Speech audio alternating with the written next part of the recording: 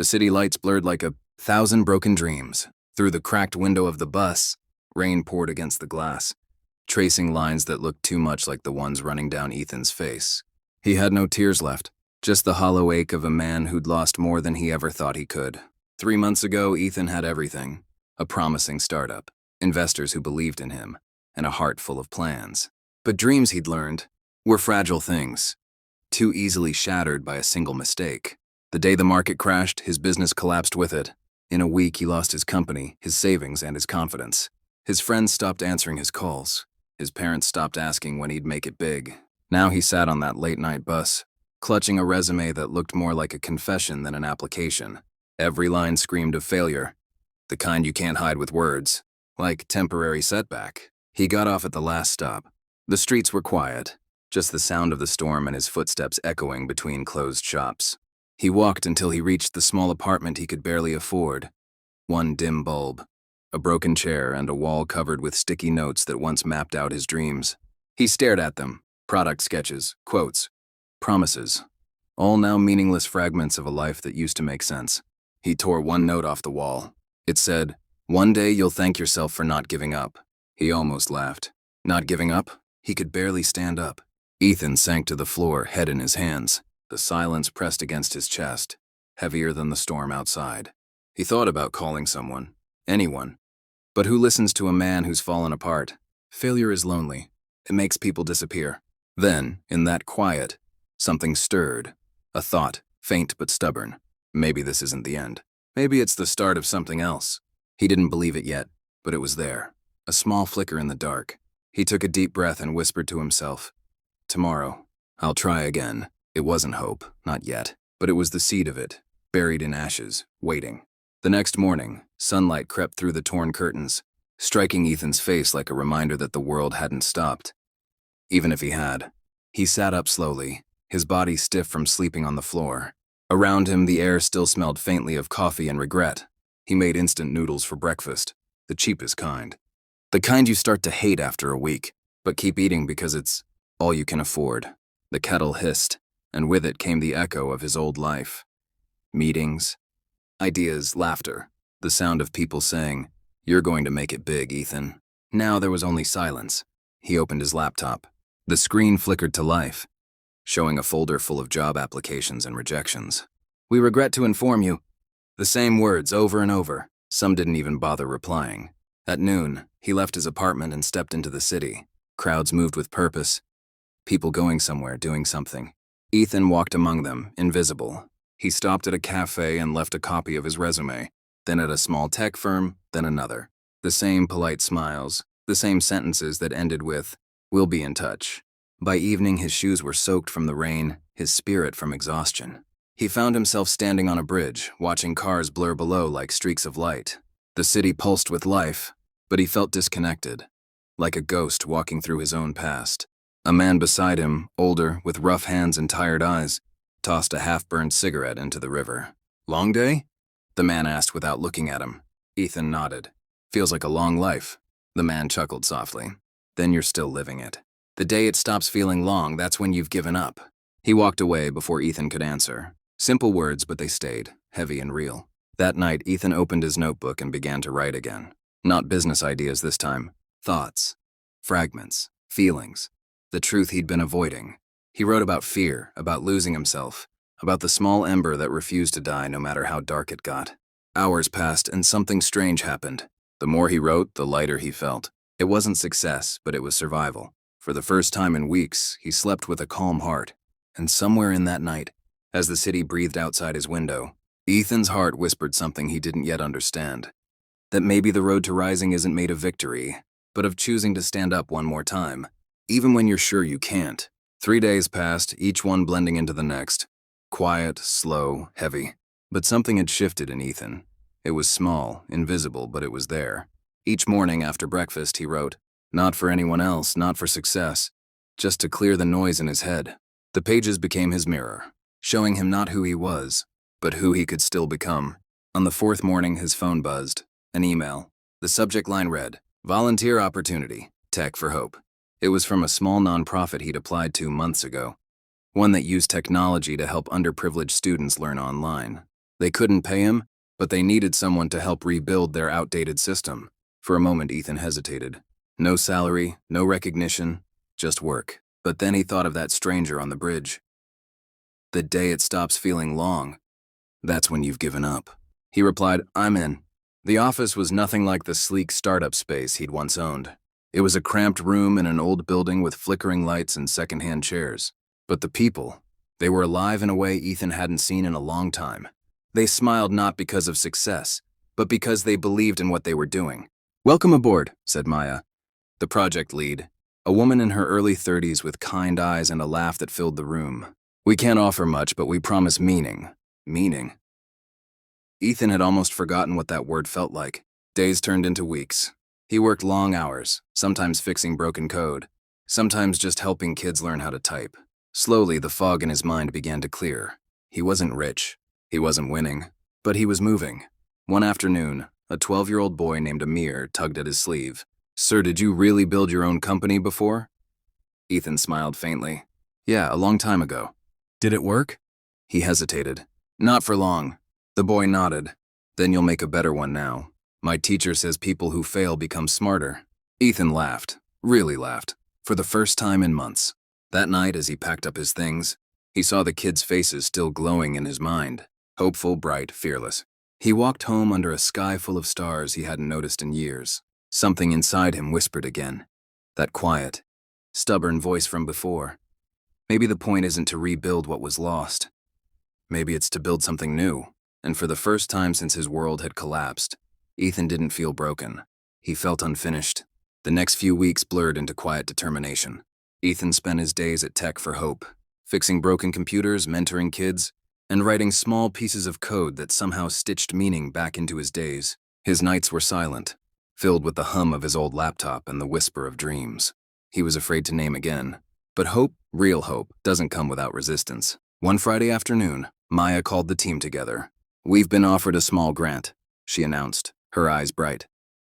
"It's not much, but it'll help us upgrade the learning platform." The room buzzed with excitement. For Ethan, it meant one thing: another chance to prove his worth.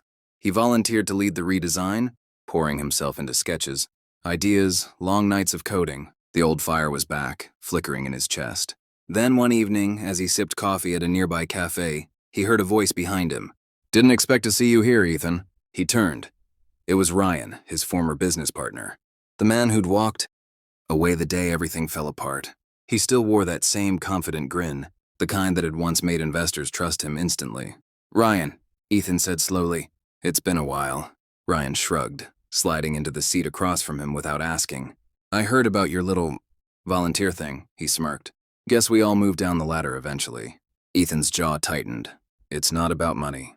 "Of course it isn't," Ryan said, sipping his coffee. "But you're wasting your talent here. I'm launching a new startup, real investors this time. We could use someone like you. Think about it. Back to the big leagues." For a second, Ethan's heart raced. The words startup, investors, success still had power over him. He imagined the applause, the headlines, the validation he'd once craved. But then he thought of Amir, the kid who believed that people who fail become smarter. And Maya, who built meaning from nothing. He shook his head. "Not this time, Ryan." Ryan raised an eyebrow. "You really think this charity gig will get you anywhere?" Ethan smiled faintly. "It already has." Ryan scoffed, muttered something under his breath, and left. Ethan watched him go, the ghost of his old life walking away into the noise of the city. That night, Ethan worked late at the office.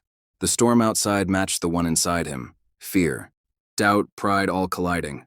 His laptop crashed 3 times. The code wouldn't compile. And for the first time in weeks, he felt that old familiar voice whisper, "You're still a failure." He slammed the desk and leaned back, breathing hard. Then he looked around, at the kids' drawings pinned on the wall, at the flickering light that somehow still worked, at the team that believed in something bigger than profit. He whispered to himself, "Not this time. Not again." And in that small, dim room, surrounded by imperfect hope, Ethan began to type again, line after line. Each keystroke a promise that he wasn't the man who quit anymore. Weeks turned into a quiet rhythm of purpose. Ethan arrived early at Tech for Hope, staying long after everyone left. The redesign project was coming. Alive, lines of code, forming the shape of something real, The new learning platform wasn't perfect, but it worked. Kids could now log in easily, teachers could upload lessons, and the screens that once froze now flickered with possibility. The day the system went live, Maya gathered the team. "You did this," she said, looking straight at Ethan. "You turned a broken system into something that gives kids a chance." For a moment, applause filled the room. Warm, genuine, healing. Ethan smiled, not because he wanted praise, but because for the first time in a long time, he believed in what he'd built. Later that night, as he walked home through the buzzing streets, his phone rang, a number he hadn't seen in years. "Ethan?" a woman's voice said softly. "It's Mom." He froze. He hadn't spoken to her since the day everything fell apart. She'd tried calling at first, but shame had kept him silent. "Hi, Mom," he said quietly. There was a pause. "Your father's in the hospital. He had a heart attack. He's asking for you." The city noise faded. His heart thudded. His father, the man who'd raised him on discipline and expectation, who'd believed in results more than dreams, was lying in a hospital bed. Ethan left that night on the first bus out of the city. The ride felt endless. When he reached the hospital, his mother met him at the door, eyes tired from worry. In the room, his father lay still, tubes running from his arm, the sound of machines filling the silence. Ethan stepped closer, guilt pressing hard against his chest. "You finally came," his father whispered, voice weak. "I should have come sooner," Ethan said. His father tried to smile. "You were chasing something. I just didn't realize it was yourself." The words cut deep, not in pain but in truth. They sat in silence for a while. No apologies, no lectures. Just the quiet acknowledgement of two men who'd both been fighting to be seen. Before leaving, his father gripped his hand weakly. "Son, don't be afraid to start small again. The biggest trees start as seeds in dirt." That night, Ethan walked out of the hospital and looked up at the stars. He realized something he'd never seen before. Failure hadn't destroyed him. It had cleansed him. It stripped away everything false until only the real parts of him remained. He whispered into the night, "Thank you, Dad." The next morning, he returned to the city with a new kind of fire. Not the desperate hunger to succeed, but the calm, quiet strength of a man who finally understood what success meant. The world looked different after that night. The same streets, the same sky, the same office. But Ethan walked through them with quieter eyes. Deeper breath, steadier hands. His father's words replayed in his mind. The biggest trees start as seeds in dirt. He understood it now. Growth isn't a victory march. It's a quiet fight in the soil. At Tech for Hope, the new platform was thriving. Students from small towns began logging in. Teachers sent messages of gratitude, and donations started trickling in from people who believed in the cause. Maya called it a miracle. Ethan called it a beginning. One morning, she walked into his office holding a stack of printouts. "We've been invited to present our project at the IDER National Education Summit," she said, excitement shining in her eyes. "It's our chance to expand, to show the country what we're building." Ethan froze. Public speaking had never been his strength, not after what happened with his startup's downfall. The memory of standing on stage, watching investors' faces turn cold, still haunted him. "I don't think I'm the right person," he said. Maya smiled knowingly. "You're exactly the right person, because you've lived what you're about to speak." That night, Ethan sat alone with a blank page and 1,000 fears. How do you tell the story of failure without breaking all over again? How do you speak of rising when you still feel the dirt on your hands? He began writing his speech, one honest word at a time. Not to impress, but to confess. He wrote about loss, doubt, and the moment he realized purpose mattered more than pride. The day of the summit came. The auditorium was massive, filled with polished suits and skeptical faces. Maya squeezed his hand before he went on stage. "Just speak like you're still in that small room with us," she whispered. The lights were blinding at first. Ethan's voice trembled. But then he remembered Amir's words. People who fail become smarter. He began to speak. Not perfectly, not flawlessly, but truthfully. He spoke of ashes, of losing everything, of building again, not from ambition, but from meaning. He spoke of the kids who reminded him what hope looked like, of the people who taught him that small beginnings matter. By the end, the room was silent, not in boredom, but in awe. Then applause, not thunderous, but real, the kind that comes from hearts that understand. After the talk, an old investor, one of the men who'd once rejected him, approached quietly.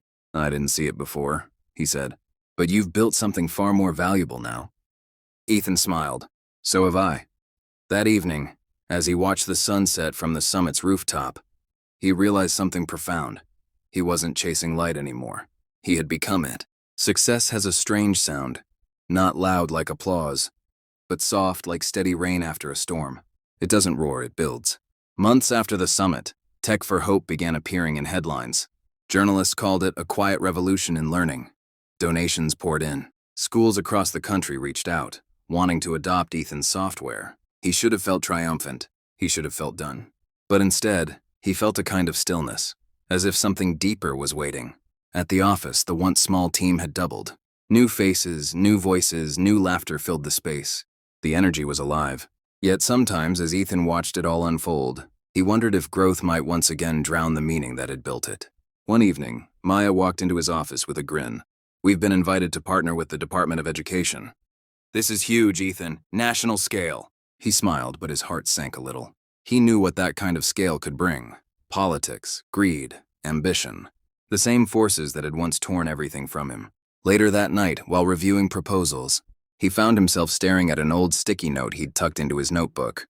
The one from his apartment wall. "One day, you'll thank yourself for not giving up." He ran his thumb over it slowly. Maybe that day was now. But thankfulness wasn't what he felt. It was responsibility. The next week, invitations started arriving. TV interviews, business magazines, conference panels. Maya encouraged him to say yes. "The world needs to hear your story," she said. And so he did. He spoke again and again, not as a hero but as a reminder that failure isn't a finish line. It's a forge. Audiences listened. People cried. Emails flooded in from strangers saying his story helped them keep going. But the world that once ignored him now wanted to own him. Sponsors dangled money. Investors offered partnerships that smelled too much like control.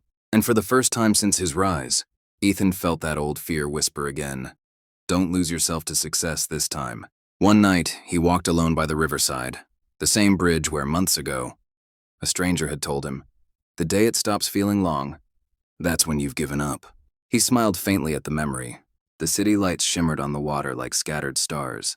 Somewhere inside, he realized, maybe rising wasn't about reaching the top. Maybe it was about staying true while climbing. Back at the office, he gathered the team. "We'll expand," he said, "but not for fame, not for investors. For them, the kids who still believe they can." The team erupted in cheers. As the noise filled the room, Ethan looked out the window, watching the skyline fade into the night.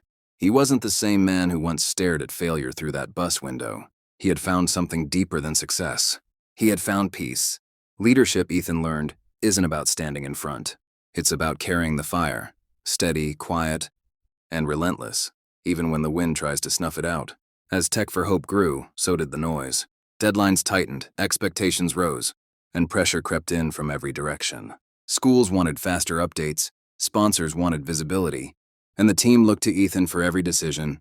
He had built something people believed in. And now that belief pressed heavy on his shoulders. At first, he handled it well. Long nights, early mornings, careful planning. But the more success they found, the less space he had to breathe. The office that once felt alive now buzzed with tension. Tired eyes, quiet sighs, endless tasks. One evening, Maya found him still at his desk long after midnight. "You haven't gone home in 3 days, she said softly. "I can rest when this launch is ready," he muttered, eyes glued to the screen. She shook her head. "Ethan, don't lose yourself again." He looked up, exhaustion deep in his gaze. "If I stop now, everything we built could fall apart. Or," she said gently, "you'll fall apart and then everything will..." The words hit him harder than she knew. After she left, Ethan sat in silence, staring at the faint reflection of his face in the dark monitor. He barely recognized the man looking back. The same eyes that once searched for purpose now carried the weight of too many people's dreams. The next day, during a team meeting, a young developer nervously raised his hand. "Sir, we think the new update might be too heavy for some of the older school systems. Maybe we should slow down the rollout." Ethan, already buried in stress, snapped without meaning to. "We don't have time to slow down. Just make it work." The room went quiet. The young man lowered his eyes. Maya glanced at Ethan, disappointment flickering across her face. That night, the guilt was unbearable. He walked home through empty streets, replaying his words again and again. He'd become the kind of leader he once resented, the kind who led with fear instead of hope. At a small park, he sat on a bench under a broken streetlight. The city hummed in the distance, and the night breeze brushed against his face. He closed his eyes and whispered, "I promised myself I'd never be this man again." From somewhere nearby, a child's laughter echoed, bright, free, unburdened. Ethan opened his eyes and smiled weakly. Maybe that was the answer. Maybe leadership wasn't about carrying everyone's fire. It was about keeping the flame alive long enough for others to find their own. The next morning, he called the team together. "I was wrong," he said, his voice steady. "We'll take our time. This project isn't about deadlines. It's about people." For a moment, the room was silent. Then the young developer smiled. Maya nodded. The air felt lighter again. Ethan realized that day, you don't lose yourself in failure. You lose yourself in forgetting why you began. And he wasn't going to forget again.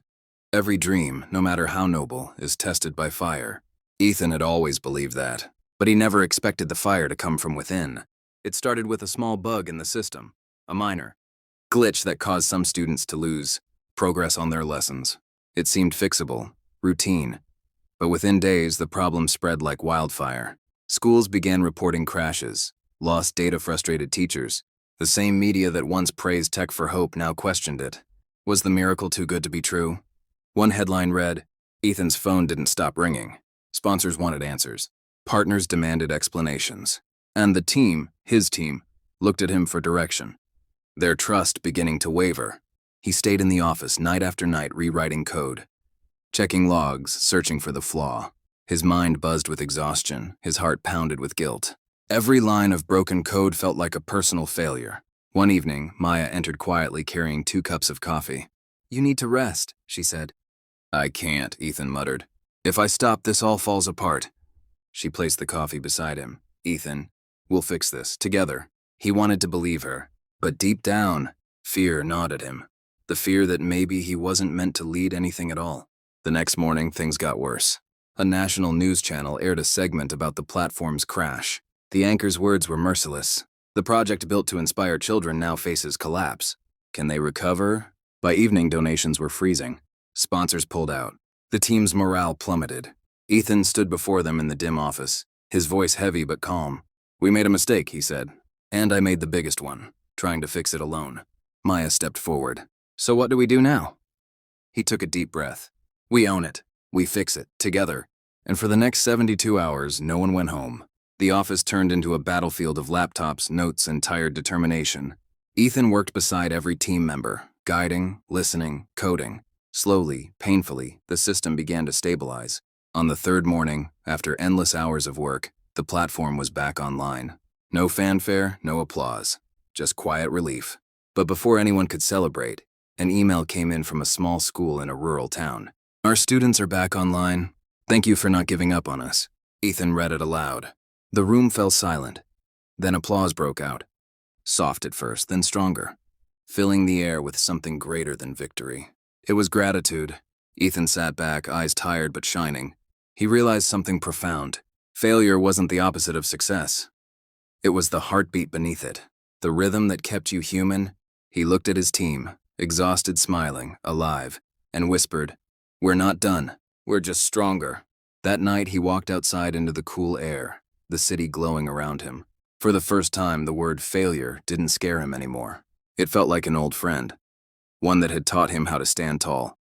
Weeks passed, and the storm began to settle. The system was stable again. Donations slowly returned, and teachers sent messages filled with gratitude instead of concern. Tech for Hope had survived, not because of perfection, but because of perseverance. But for Ethan, something deeper had shifted. He no longer measured success in graphs or headlines. He measured it in faces. The children who learned because of his team's work. The tired teachers who smiled again. The parents who wrote to say thank you. Still, the world had noticed his fall and his rise. A local university invited him to speak about leadership and resilience. Ethan hesitated. Every time he stood before an audience, old ghosts stirred. But he remembered his promise. Never let fear silence the truth. He accepted. The auditorium was filled with students. Bright, restless, curious. As he walked to the podium, a hush fell. He could feel hundreds of eyes waiting for wisdom, expecting a story of success. Instead, he gave them the truth. "I used to think rising meant proving people wrong," he began. "But now I know it means proving yourself right. That you can keep standing no matter how many times you fall." He told them about the collapse of his first startup, about the loneliness, the shame, the nights when even hope felt like a stranger. He spoke of Tech for Hope, and how real strength didn't come from ambition but from meaning. You see, he said, his voice steady, failure isn't the opposite of success. It's the classroom where success is born. You can't skip the pain. You can only grow through it. The hall was silent when he finished, a silence full of emotion, not emptiness. Then came applause. Slow, heartfelt, rising like a wave. Afterward, a young woman approached him. Her eyes were wet. "Sir," she said, "I was going to quit my engineering degree next week. But after hearing you, I think I'll try one more time." Ethan smiled softly. That's all it takes, one more time. That night, he walked through the university gardens under the soft glow of streetlights. He felt no pride, no ego, just peace. His failures had found purpose through others' hope. The next morning, an idea began to form. Something beyond. Tech for Hope. What if he created a platform not for education, but for people like him, dreamers who'd fallen, lost, and needed a place to start again? He scribbled a name in his notebook, the Rise Project.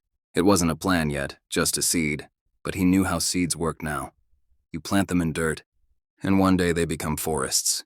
As he looked out his window at the city waking up, Ethan realized he was no longer running from his past. He was walking toward his future. The idea refused to leave him. It followed Ethan everywhere. In morning coffees, during meetings, in the quiet moments between exhaustion and peace. The Rise Project. A place where failure wasn't a scar, but a story. Where people could share, learn, rebuild, together. He told Maya about it one evening as they watched the sunset from the office balcony. "So," she said, crossing her arms, "after fixing education, you want to fix the world?" He laughed softly. "No, just give it a place to start healing." She smiled. "Then let's build it." For weeks, Ethan divided his time between Tech for Hope and this new dream. The Rise Project started humbly, a website with open forums, digital mentors, and courses about resilience, leadership, and mental strength. He reached out to speakers, psychologists, and teachers. Many said no. Some laughed, but a few said yes. People who'd walked through their own ashes and wanted to help others rise. Still, progress was slow. Nights turned into mornings filled with code, design sketches, and endless emails. Funding was uncertain. Doubt whispered often, maybe this time the world won't care. But then one evening a message arrived from a young man in India.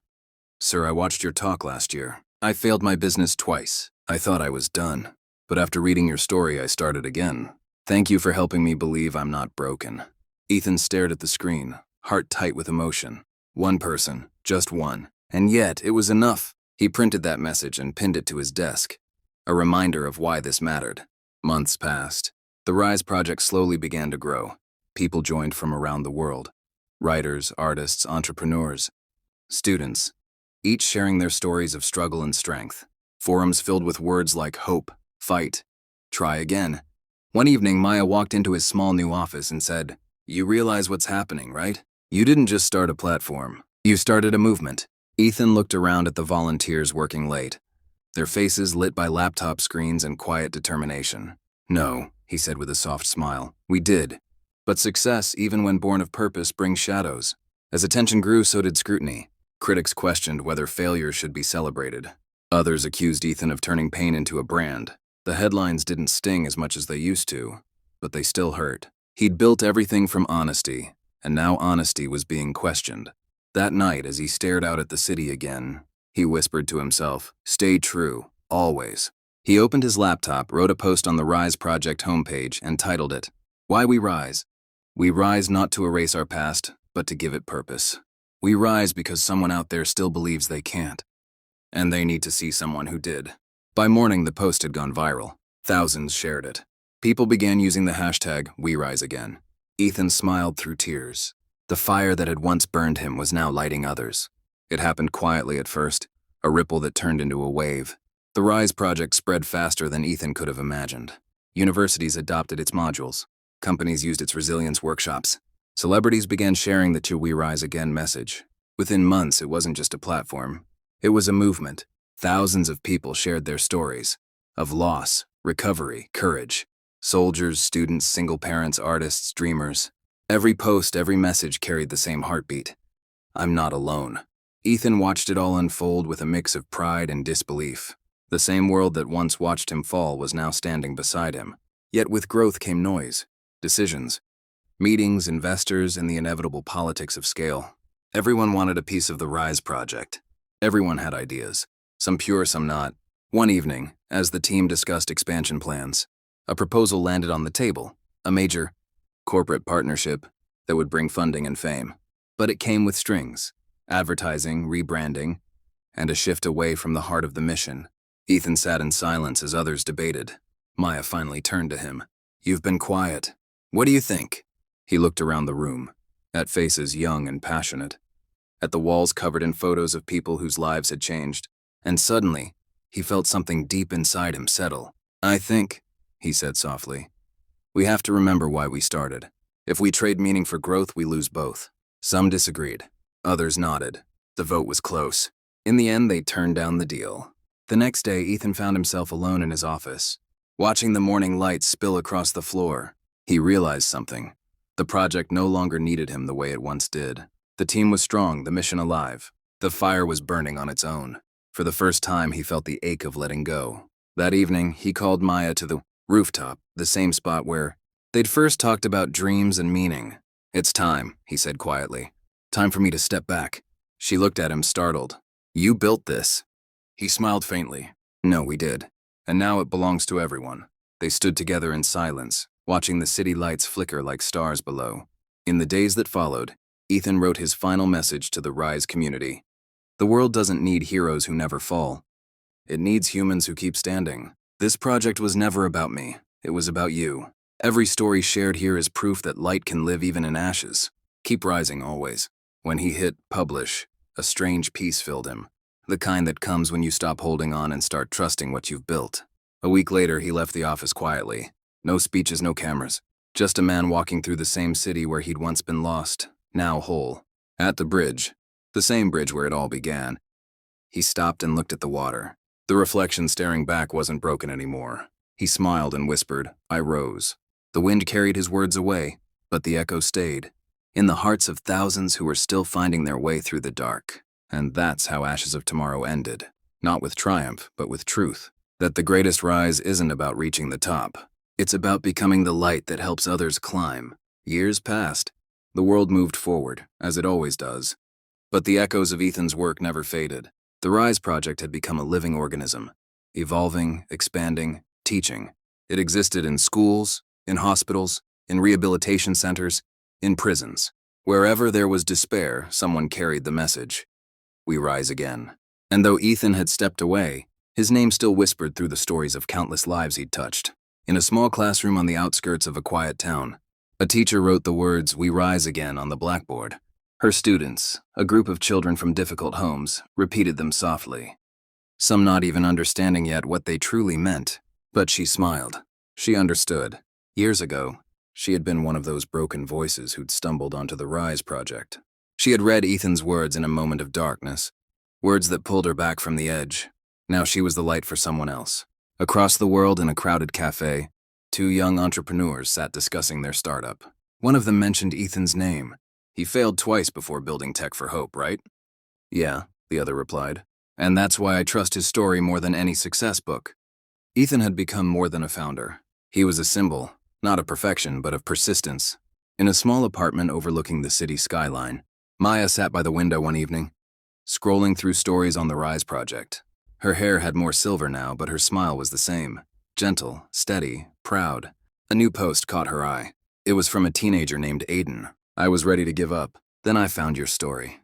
I don't know who Ethan was, but I know what he stood for. Because of him. I'm still trying." Tears welled in her eyes. She closed the laptop, looked out at the glowing horizon, and whispered he'd be happy to know. Far from the noise of cities and screens, on the same hill where he once sat years ago, Ethan now lived a quieter life. The air was fresh, the world simple. He still wrote, not for the world but for himself. Small reflections, notes about the beauty of failure, the poetry of starting again. One evening, as the sun sank behind the hills, a young man arrived at his door, nervous, hopeful, holding a notebook. "Sir," he said, "I came here to thank you. Your words, they saved me." Ethan smiled warmly and gestured for him to sit. "Tell me your story."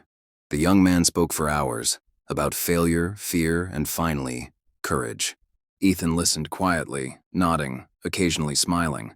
When the story ended, he said softly, "You've already risen, my friend. Now go help someone else do the same. As the visitor left, Ethan stepped outside. The wind carried voices from the town below. Laughter, life, movement. He realized something profound. He had started by chasing success, then learned to build hope. But in the end, what mattered most wasn't what he did. It was what he left behind. The world didn't remember him for his perfection. It remembered him for his humanity. Ethan looked up at the stars, countless lights scattered across the dark, and smiled, because somewhere, out there, 1,000 people were still rising. And that was enough. The world had changed. Not suddenly, not dramatically, but in ripples. A decade had passed since Ethan last stood in the spotlight. The Rise Project was no longer just an initiative. It had become a language, one spoken in whispers of courage across classrooms, hospitals, and homes. Everywhere there were signs of his legacy. A mural in Brazil, painted by street kids, read, "We rise again." A conference in Japan opened with a video tribute about turning failure into growth. In small towns and big cities, people who had once been broken now stood tall, carrying a strength that had begun with his words. Ethan never took credit. He didn't need to. He lived quietly now, in a cabin on a hill overlooking the valley. The mornings were simple. Coffee, sunrise, and a notebook filled with reflections. He wrote not for recognition but remembrance. Each page began with the same line. Light is born in the places we thought we'd never stand again. Sometimes, letters still found their way to him, handwritten, heartfelt, from people he'd never met, who called him teacher, friend, savior. One afternoon, as golden light spilled across his porch, a knock echoed at the door. A young woman stood there, nervous, holding a worn copy of the Rise Manifesto, the book his team had published years ago. "I know this sounds strange," she said softly, "but your story, it saved my brother's life." Ethan's throat tightened. He invited her in. She told him how her brother had battled depression, how he'd almost given up, until he stumbled upon Ethan's speech about failure and resilience. "He said your words made him feel seen," she whispered, smiling through tears. When she left, Ethan sat alone for a while. The silence filled with something larger than peace, a quiet kind of gratitude. He walked outside, the sky painted in hues of orange and violet. The same city that once broke him now glowed below like a sea of living stars. Each light felt like a heartbeat, a story still rising. Maya visited sometimes. They'd sit on the porch, laughing about the chaos they once survived. "You realize," she said one evening, "the Rise Project doesn't even belong to you anymore." He smiled. "That's how I know it worked." They watched the horizon in silence. The wind carried faint echoes, laughter, hope, the sound of life continuing. Before going inside, Ethan looked up at the sky one last time and whispered, "Let them rise even higher." The wind answered softly, as if carrying his words across the world he helped rebuild. And somewhere, in a classroom, in a hospital, in the mind of a dreamer ready to try again, those words found a home. Because even though Ethan's voice had quieted, the echo of his courage never faded. It lived on, in every soul that dared to stand again after falling. And that was his greatest creation. Not an app, not a company, not even a movement, but a world where no one felt alone in their failure. The world rose, because one man once did. Every one of us walks in here carrying something. Dreams too heavy, doubts too loud, history's too complicated. But tonight, we put them on this table together. We don't shrink from the weight, we lift it. This moment isn't about perfection, it's about presence. It's about standing up where we are in the middle